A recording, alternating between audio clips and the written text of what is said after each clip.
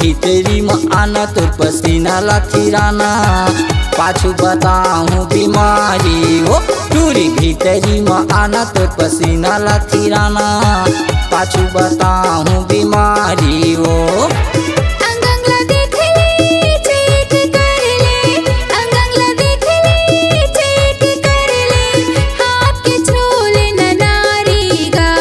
भीतरी में आना तो पसीना ला थिराना पाछू बताऊं बीमारी हो टूरी भीतरी में आना तो पसीना ला थिराना पाछू बताऊं बीमारी हो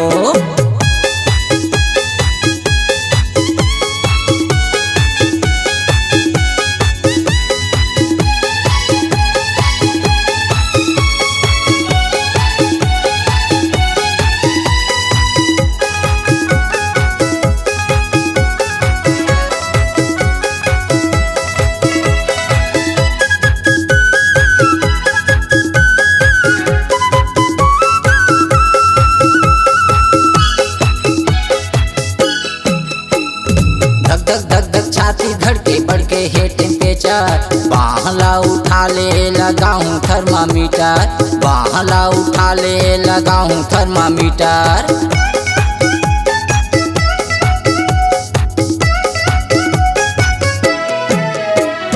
धक धक धक छाती धड़के बढ़के है टेम्परेचर बाहला उठा ले लगाऊं थर्मामीटर बाहला उठा ले लगाऊं थर्मामीटर MBBS डॉक्टर हूँ टूरी MBBS डॉक्टर हूँ टूरी चेक करूँ तोर BP वो टूरी भीतरी में आना तोर पसीना ला थिराना पाछू बताऊं बीमारी वो टूरी भीतरी में आना तोर पसीना ला थिराना पाछू बताऊं बीमारी वो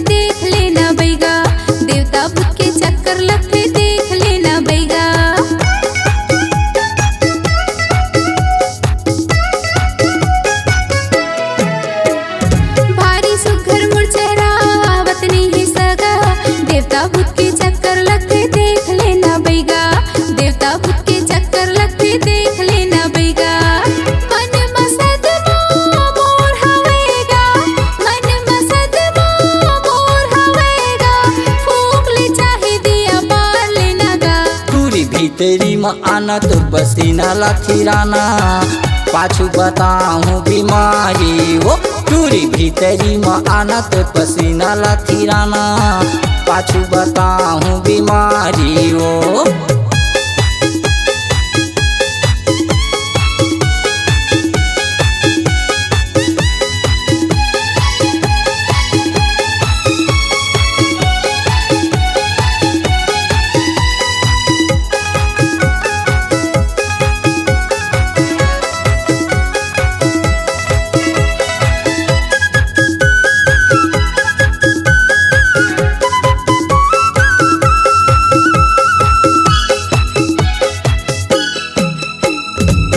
हाथ ला तो छुए टूरी देखे 72 नारी।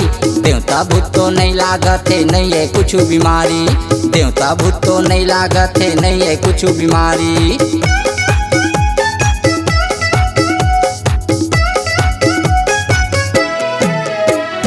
हाथ ला तो छुए टूरी देखे 72 नारी। देवता भूत तो नहीं लागत है, नहीं है कुछ बीमारी। देवता भूत तो नहीं लागत है, नहीं है कुछ बीमारी। उम्र 17 खतरा है तोला। उम्र 17 खतरा है तोला। प्रेम रोग के बीमारी वो टूरी भीतरी में आना तो पसीना लखीराना।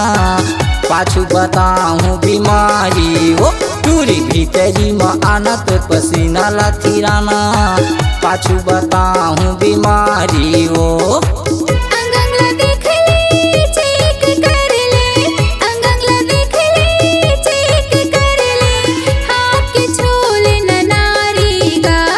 भीतरी में आना तो पसीना लखीराना।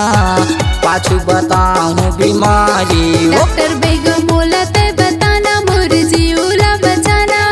धरे है मोला बीमारी का। पाछू बताऊं बीमारी वो धरे है मोला बीमारी का। पाछू बताऊं बीमारी वो।